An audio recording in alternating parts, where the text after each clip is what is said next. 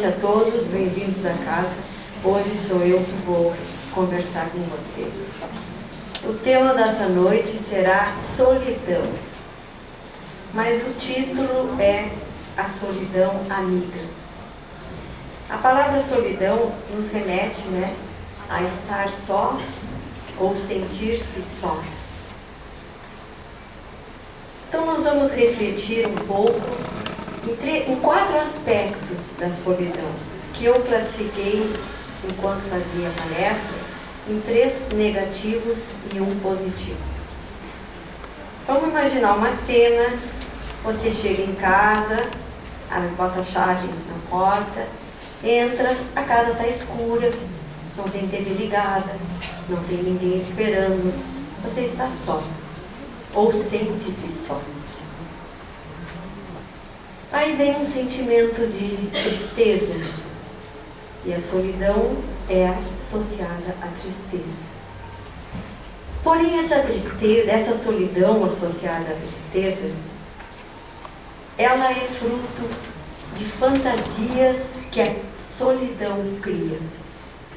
Essa tristeza, ela está associada a uma fantasia. Vou contar uma pequena história do nosso herói aqui que chegou, em casa e estava sozinho. Ele é uma pessoa que gosta da solidão. Ele gosta de ler, ele gosta de ouvir boa música. Ele não se incomoda, trabalha a semana inteira e chega no sábado, ele se prepara para a sua solidão, para ficar sozinho com aquilo que ele gosta. Então, ele chegou o sábado, ele se preparou, mas aí ele começa a pensar nos amigos.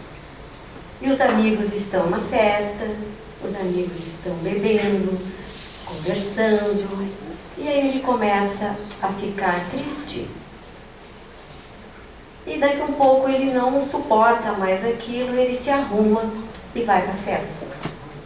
Chegando na festa, ele não encontra espaço para as coisas que ele gosta.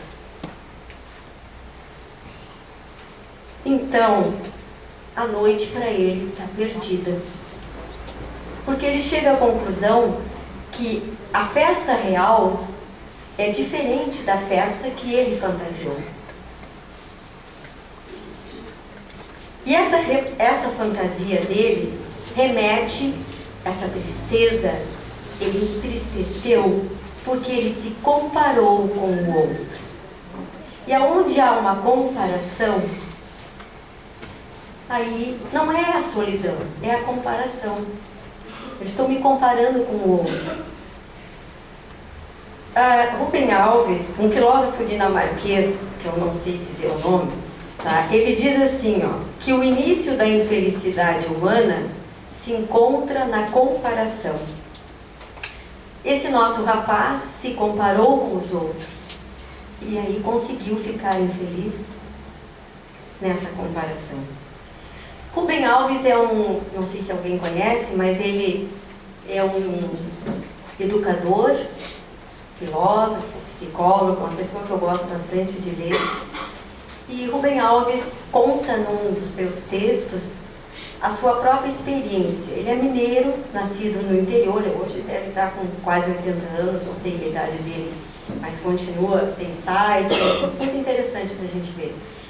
Ele é mineiro do interior de Minas. E ainda pequeno, ele foi para o Rio de Janeiro com a família. Aí foi colocado numa escola e sofreu muito. Por quê? Porque os cariocas lá, espertos, desenvoltos, meninos ricos, bem-falantes, e ele começou a se sentir um patinho feio. Ele gaguejava para falar, ele tinha sotaque do interior de Minas e ele não era rico.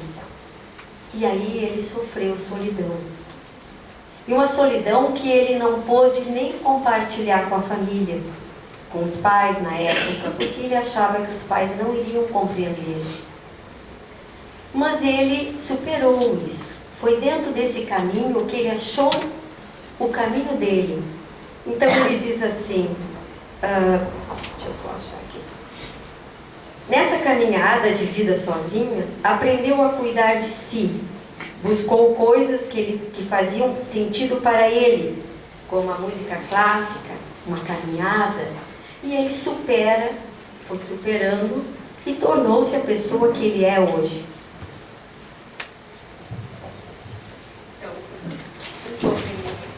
O sofrimento dele derivou também da comparação.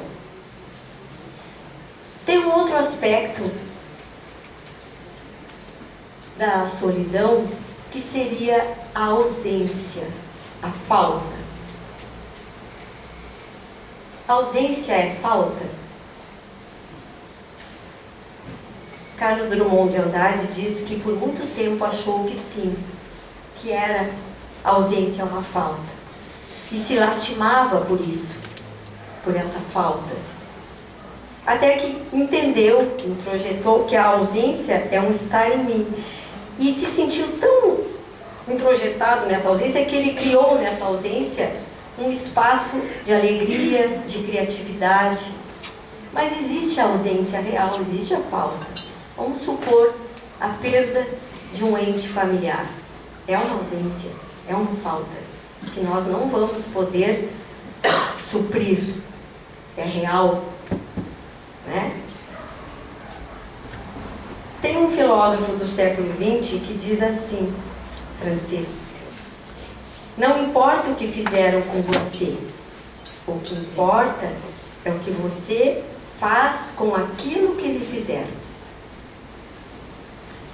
Para ilustrar isso que eu disse, eu vou contar uma pequena história, agora eu vou ler de fato. O velho mestre pediu a um jovem triste que colocasse uma mão cheia de sal em um copo com água e bebesse. Perguntou: qual é o gosto? Ruim, disse o aprendiz. O mestre sorriu e pediu ao jovem que pegasse outra mão cheia de sal e levasse a um lago. Os dois caminharam em silêncio e o jovem jogou o sal no lago. Então o mestre disse: beba um pouco dessa água. Enquanto a água escorria do queixo do jovem, o mestre perguntou: qual é o gosto? Bom, disse o rapaz. Você sente o gosto do sal? Não, disse o jovem. O mestre então sentou ao lado do jovem, pegou em suas mãos e disse: a dor na vida de uma pessoa não muda, mas o sabor da dor depende de onde a colocamos. Quando você sentir dor, a única coisa que você deve fazer é aumentar o sentido de tudo que está à sua volta. É dar mais valor ao que você tem do que ao que você perdeu. Em outras palavras, é deixar de ser copo para tornar-se lago. Isso é um pensamento zen budista. Tá? Somos o que fazemos, mas somos principalmente o que fazemos para mudar o que somos. Outro aspecto da solidão, primeiro foi a comparação, o segundo foi a ausência, e agora o terceiro, ainda negativo na minha visão, é o da ignorância. O da ignorância é aquilo que não é no sentido pejorativo a palavra ignorância, mas no sentido de não poder compreender as coisas que nos acontecem. E questionamos até o próprio Deus. É justo? Por que eu? Por que aconteceu tal coisa? Por que permite? Né? Problemas na família, no trabalho, situações do nosso dia a dia que nós não conseguimos definir, não conseguimos compreender. E questionamos. Somos ignorantes do porquê as coisas acontecerem. É essa a ignorância. E muitas vezes, nesses três aspectos, o que nós podemos fazer? O que acontece conosco? Temos o risco de nos fecharmos. Fecharmos para não correr riscos.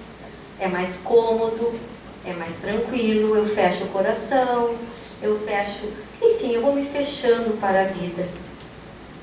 Só que isso gera uma amargura, ainda que uma amargura não manifestada. E essa amargura não manifestada, ela vai acabar por minar a minha saúde física e a minha saúde mental.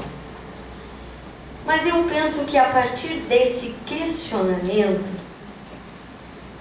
é que a gente tem uma tábua de salvação, vamos dizer assim. Porque não é a resposta, né, que move o mundo, é a pergunta. Então, no momento que eu questiono o que está acontecendo comigo, por quê? Porque eu, por que o outro assim, estou me comparando, olha só. E se eu me comparo, eu vou acabar caindo na inveja, que é destrutiva. Por isso eu coloco esses três como destrutivos. Mas no momento que eu começo a buscar elucidar as coisas, o porquê das coisas, eu começo, olha aqui um pedacinho, entender as respostas de nossas questões, seguir os passos da solidão interior. Aí eu começo a buscar alguma coisa e olhar para dentro de mim. Com aquilo que eu leio, que eu ouço, que eu busco, eu preciso também daquilo de uma solidão necessária e construtiva. E essa é aquela que eu alcanço quando eu me volto para dentro de mim mesmo, para refletir.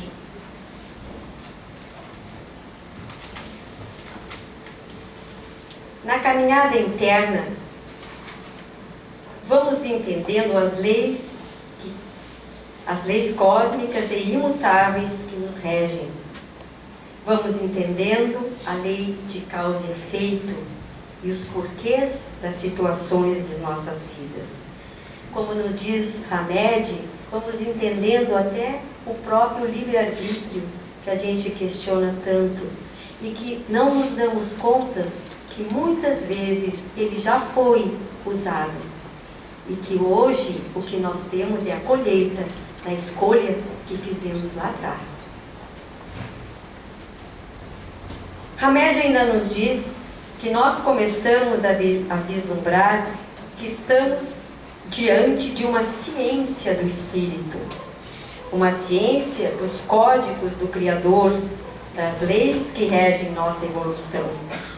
A nossa liberdade maior é escolher o que a lei nos indica. Assim estamos alinhados à vontade de Deus. Hamed ainda nos diz que quando a nossa maturidade nos alista na escola da verdade, começamos a nos libertar das teias da ignorância. E atos e fatos que apoiaríamos como certos no passado, deixamos de lado, substituindo por outros que nos garantem a paz.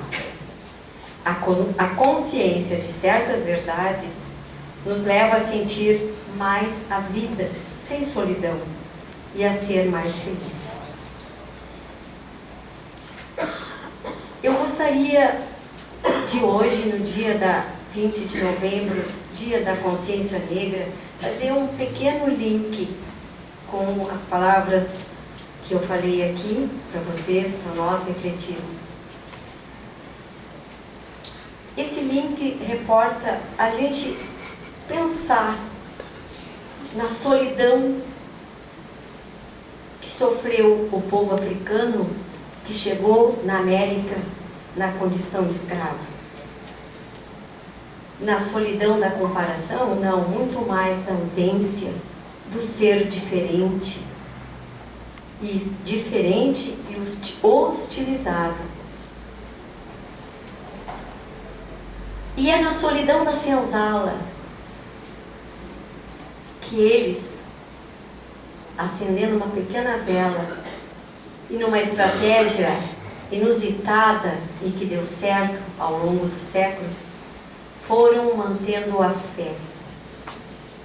E ao manter a fé acesa dentro de si, essa caminhada interior, naquele silêncio da senzala, eles garantiram a perpetuação do sagrado que eles trouxeram com eles. Hoje nós estamos comemorando uma data que eu, na minha visão, gostaria que com o tempo ela se extinguisse. Porque o dia que não houver mais o dia da consciência negra, eu estarei olhando o meu próximo com total igualdade.